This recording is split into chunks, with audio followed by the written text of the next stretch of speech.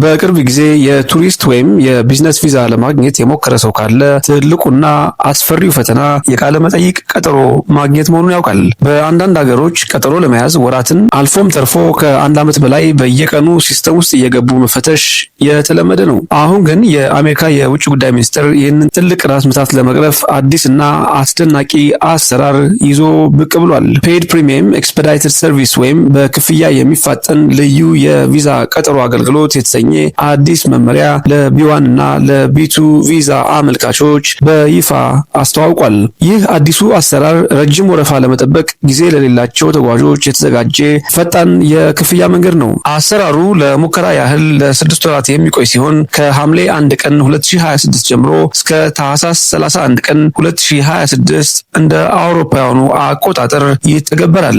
በዚህ የሙከራ ወቅትም በዓለም አቀፍ ደረጃ አገልግሎቱ የሚሰጠው ለ25000 አመልካቾች ብቻ እንዲሆን ተለይቷል። ዓላማውም ይህ አሰራር ምን ያህል ውጤታማ እንደሆነና ከኮቪድ ወረርሽኝ በኋላ የተፈጠረውን ከፍተኛ የቪዛ ቀጠሮ መደራረብ ምን ያህል ሊያቃለው እንደሚችል ለማየት ታስቦ ነው። ለመሆኑ ይህ አዲስ አሰራር ከተለመደውና ከቀድሞው የቪዛ አሰጣጥ ሂደት በምን ይለያል? ልዩነቱን ለመረዳት መደበኛውን አሰራር ማስታወስ ይገባል። በመደበኛው መንገድ የዲኤስ 160 ፎርም ሞልተው $185 የቪዛ ክፍያ ከከፈሉ በኋላ ሲስተም ውስጥ ገብተው ቀጠሮ ይይዛሉ። በዚያ ቅጽበት ግን የሚሰጡት ቀጠሮ ሙሉ በሙሉ በወቅቱ ባለው ክፍት ቦታ ላይ ይወሰናል። ይህም እንደ ኤምባሲው ስራ ብዛት ከ6 እስከ 14 ወራት ሊረዝም ይችላል። አዲሱ የፕሪሚየም አገልግሎት ግን ይህንን ጨዋታ ሙሉ በሙሉ የሚቀይር ነው። መደበኛውን ክፍያ ከፍለው የራቀ ቀጠሮ ከያዙ በኋላ ሲስተሙ አካውንቶ ላይ የፕሪሚየም ማሻሻያ አማራጭ ያሳዩታል። ያንን ከመረጡና በአካባቢው የሚገኘው ኤምባሲ ክፍት ቦታ ካለው በ10 የስራ ቀናት ውስጥ የቃለ መጠይቅ ቀጠሮ እንዲያገኙ ዋስትና ይሰጡታል። በአጭሩ የብዙ ወራት ወረፋን ወደ 2 ሳምንት በማሳጠር ሰንሰለቱን በጥሰው መግባት ይችላሉ ማለት ነው። ብዙዎች ይህንን አዲስ አሰራር ከዚህ ቀደም ከነበረው አስቸኳይ የቪዛ ቀጠሮ ወይም ደግሞ ኤመርጀንሲ አፖይንትመንት ጋር ሊያደናግሩት ይችላሉ። ነገር ግን ሁለቱ ፍጹም የተለያየ ሕግና አሰራር አላቸው። ነባሩ አስቸኳይ ቀጠሮ ምንም አይነት ተጨማሪ ክፍያ አይጠይቅም። ነገር ግን በጣም ጥብቅ የሆኑ መስፈርቶች አሉት። ለምሳሌ የቅርብ ቤተሰብ ሕይወት ማለፍ፣ አስቸኳይ የሕክምና ጉዳይ ወይም የአሜሪካን አገራዊ ጥቅም የሚነካ ትልቅ የቢዝነስ ጉዳይ ካጋጠሙት ብቻ ነው ያንን እድል ማግኘት የሚችሉት። ለዚህም ማስረጃዎችን ኤምባሲው መርምሮ ማጽደቅ አለበት። ምክንያቱም ደግሞ በቂ ካልሆነ ውድቅ ሊያደርገው ስለሚችል።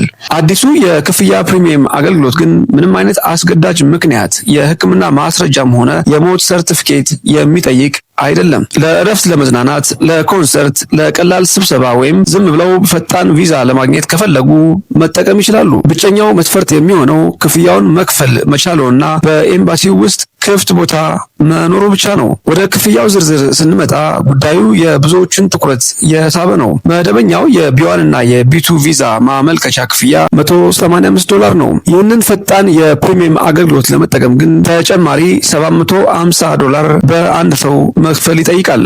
ይህ ማለት ሁለቱን ደምረው በአጠቃላይ $935 ማውጣት አለቦት ማለት ነው። ከዚህም በላይ የክፍያ ሂደቱ በጣም ጥብቅ ነው። በኢንተርኔት ቀጠሮውን ሲመርጡ ሲስተሙ የሚቆይላችሁ ለ5 ወይም ለ10 ደቂቃ ብቻ ነው። በዛች አጭር ጊዜ ውስጥ $750 ክፍያውን ካላጠናቀቃችሁ ቀጠሮ ተሰርዞ ለሌላ ሰው የሚሰጥ ይሆናል። ከዚያም በተጨማሪ ደግሞ ይህ ክፍያ በፍጹም ተመላሽ አይሆንም ወይም ደግሞ ነን ሪፈንደብል ነው። ከፍላችሁ ቀጠሮውን ከያዛችሁ በኋላ ባትገኙ ቀጠሮውን ብትሰርዙ ወይም ሐሳባችሁን ብትቀይሩ ያ የከፈላችሁት $750 ሙሉ በሙሉ የሚከስር ወይም ደግሞ በኤምባሲው የሚወሰድ ይሆናል። እዚህ ጋር እያንዳንዱ አመልካች በደንብ ሊገነዘበው የሚገባው ዋናውና ወሳኙ ነጥብ ይህንን ከፍተኛ ክፍያ መክፈሎ ቪዛ የማግኘት ዋስትናን በፍጹም አይሰጥም። የአሜሪካ የውጭ ጉዳይ ሚኒስቴር በዚህ ጉዳይ ላይ በጣም ግልጽ የሆነ ማስጠንቀቂያ ሰጥቷል።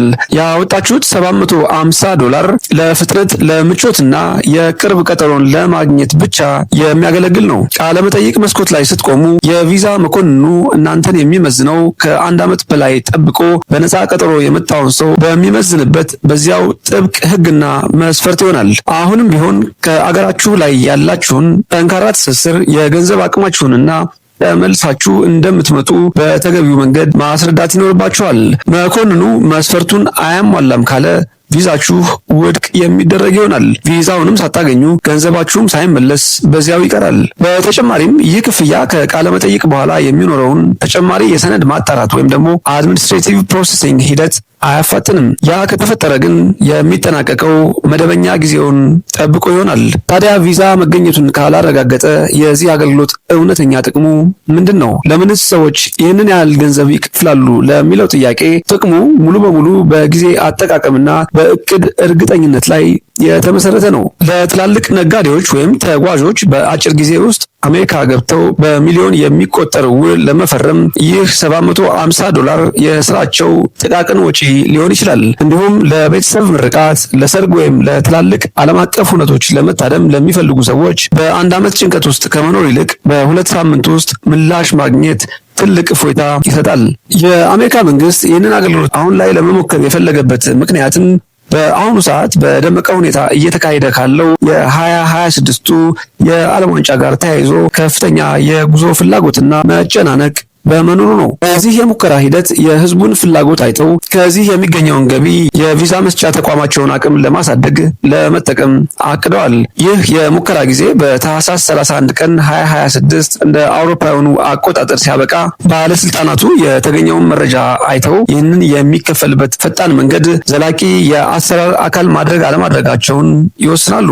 ይህ አሰራር በቪዛ አሰጣጥ ሂደት ላይ የፍትሐዊነት ክርክር ሊያስነሳ ቢችልም ለጊዜያቸው ትልቅ ዋጋ ለሚሰጡና ገንዘብ ለማውጣት ወደኋላ ለማይሉ ተጓዦች ግን እጅግ ጠቃሚና አማራጭ የሌለው አቋራጭ መንገድ ሆኖ ያገለግላል። ውድ የሳሚ ዩቲዩብ ቻናል ተከታታዮች ስለ ጉዳዩ ምን ሐሳብ አስተያየት አላችሁ? ኮሜንት ሴክሽን አሳውቁን። ቪዲዮውን ላይክ ማድረግ እንዳይረሳ። አዲስ ሆናችሁ የምትከታተሉ ሰብስክራይብ በማድረግ የሳሚ ዩቲዩብ ቻናል ቤተሰብ እንዲሆኑ እንጋብዛለን። ጤና ይስጥልን።